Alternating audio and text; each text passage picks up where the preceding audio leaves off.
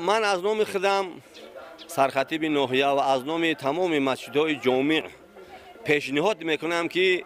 همین 10 سالگی تنظیم عنعنه و جشن و مراسم ها بسیار یک آسانی آورد و بعداً با خواهش ما همین است که همین را در دهه ها، در محل ها، رئیس های محله، امام خطیب ها، امام های مسجد های 5 وقت چقدر همین را کوشش کنن، نظارت کنن که همین مردم هم حاضر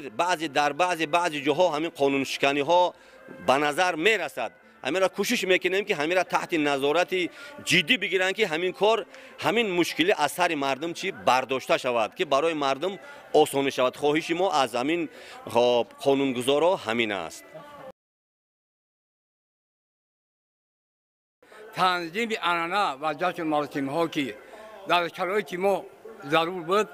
عین مدام میباشد، چون که از سراغ کردن و از گفتن در کار که شخصان کمبیزاتی که آنها ندارند زندگیشون را پیش برند اینقدر توی مرکه کردند و اینقدر در مراسم و میت و در دیگر صرف کردن پولهای بیهوده با آنها ضرر کلان می‌آورد. از این رو من تاکید میکنم که من بعد همین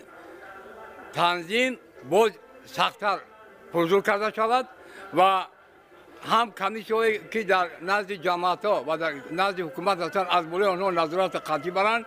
و گفتنم که وکیلان کوچه، وکیلان محلی هم باید به این کار سر کار بگیرند. یعنی اگر بسیاری ها جمعیت به این سر کار بگیرد باز هم زندگی مردم شریف تایتان بهتر و خوبتر می شود.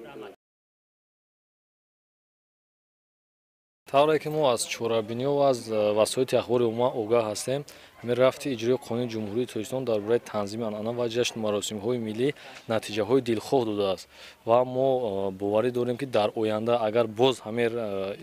تامین اجرای آن نظارت از بالای تامین اجرای همین قانون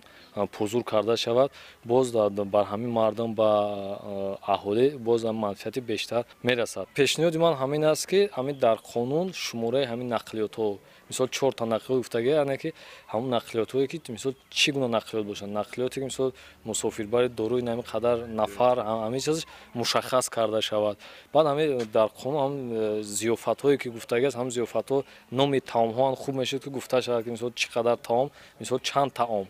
مثلا با دادن طعام و یا که دادن طعام یا که یک طعام و همین شماره چیزش همین مشخص باشد و معین باشد که مثلا در آینده باز مردم اینا خوب عمیق درک کنند.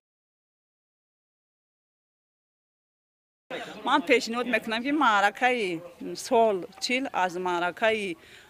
توی خورسندی فرقیت کلان داشته باشند، چون که امروز به نظر میرسد که در معرکه های سال و چیل خودی همون